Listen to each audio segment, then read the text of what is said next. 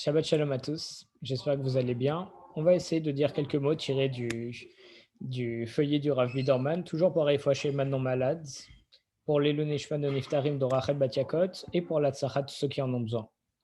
On raconte une histoire. On dit que Rav Yaakov Galinsky, dans son enfance, il y avait les journaux libéraux qui commençaient à faire fureur.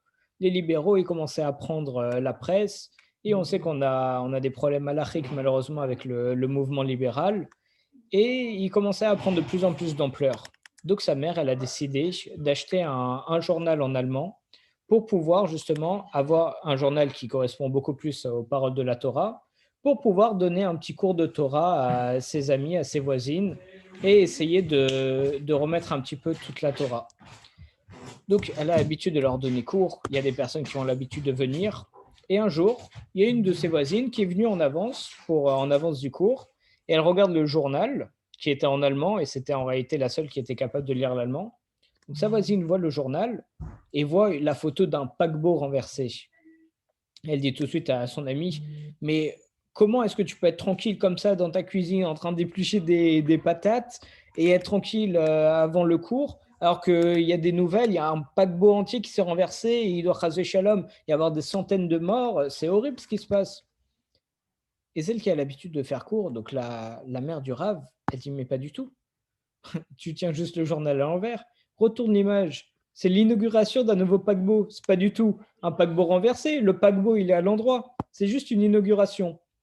Et pourquoi tu n'as pas compris? Parce que tu ne sais pas lire l'allemand. Donc c'est par le fait que tu n'arrives pas à déchiffrer ce qu'il y a marqué tout autour que tu ne comprends pas qu'en réalité, ce qui t'a semblé être une mauvaise nouvelle était une bonne nouvelle. Et ça, en réalité, c'est un enseignement fondamental que le Rav d'abord, le Rav Yaakov Galinsky, il a appris dans sa vie, mais que nous aussi on peut apprendre. On va développer cet enseignement pour essayer de le comprendre. On voit la paracha de Bereshit, la paracha de cette semaine, commence en disant Bereshit bara Elokim et Hashemi v'etaaretz va'aretz hayeta tohu vavo ve'chosher al peneteum. Là, on s'inquiète. On dit que la terre, elle était tohu bohu et l'obscurité régnait partout. Là, on commence à avoir peur. On dit Dieu, il vient de créer le monde. Il a créé la lumière et l'obscurité, Veillor, Veillrocher, et la terre, elle était tohu bohu, et Rocher al peneteum. D'ailleurs, les commentateurs, ils nous disent que Rocher, tohu, vohu, Rocher et Teom, ça correspond aux quatre royaumes maléfiques qui essayent de nous détruire durant toutes les générations. D'ailleurs, les quatre royaumes qu'on retrouve partout, qu'on a retrouvés donc dans l'histoire avec les Grecs, les Romains, etc., mais aussi qu'on retrouve dans le livre de Daniel, au 4e chapitre, au 7e chapitre, avec la statue immense faite de quatre matières, etc. Et donc, on commence à s'inquiéter. On voit que dès le début de la création du monde, il y a les quatre royaumes qui sont là, qui essayent de nous détruire et qui ont été créés. Et ils sont là depuis la création. On se dit, non, enfin, ça commence à effrayer. On dit tout ce qui est magnifique et tout ce qui est immense provient de la création, et ces royaumes maléfiques aussi proviennent de la création. C'est-à-dire qu'ils ont une puissance infinie, normalement, ils doivent être beaucoup plus forts que nous. Mais non, en réalité, il ne faut pas avoir peur, parce qu'il faut savoir déchiffrer tout ça. Ce qui se passe, c'est que il faut se rappeler que Bereshit bara Elohim, au commencement, Dieu y créa.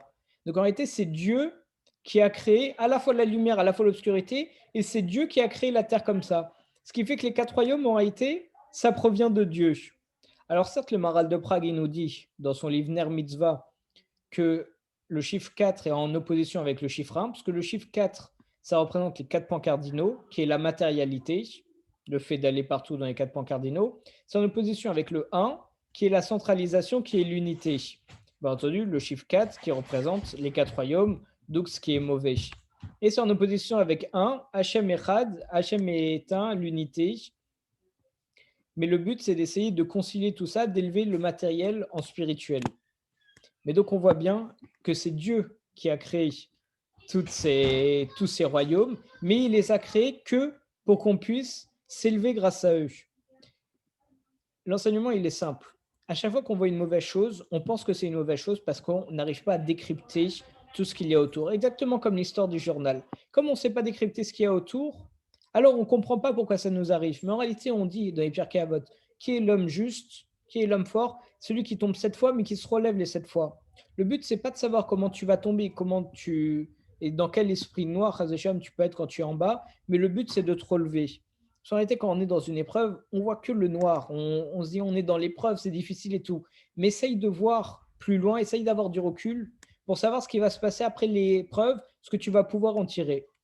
Une question très simple qu'on peut se poser, c'est comment ça se fait qu'il y a des personnes qui vont dans des salles pour se faire mal, pour se torturer, pour devenir tout rouge et pour ne même plus pouvoir marcher après. Je parle ici des personnes qui vont dans les salles de sport. Oui, les amis, parce que quand on va dans une salle de sport, on soulève des poids énormes, on devient tout rouge, on se fait super mal. Pourquoi est-ce on s'inflige ce traitement?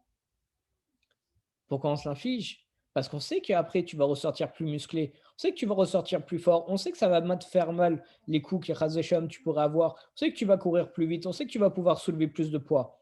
Ah, donc tu te tortures maintenant, tu te fais du mal pour pouvoir être plus fort après. Mais là, tu as conscience qu'en réalité, c'est pour être plus fort après. Pour les épreuves, c'est exactement pareil, sauf que tu ne sais pas encore ce que tu vas en tirer. Mais Akadosh Baruch Hu, il t'envoie des choses un peu compliquées, mais c'est ces choses-là qui justement vont te rendre plus fort par la suite.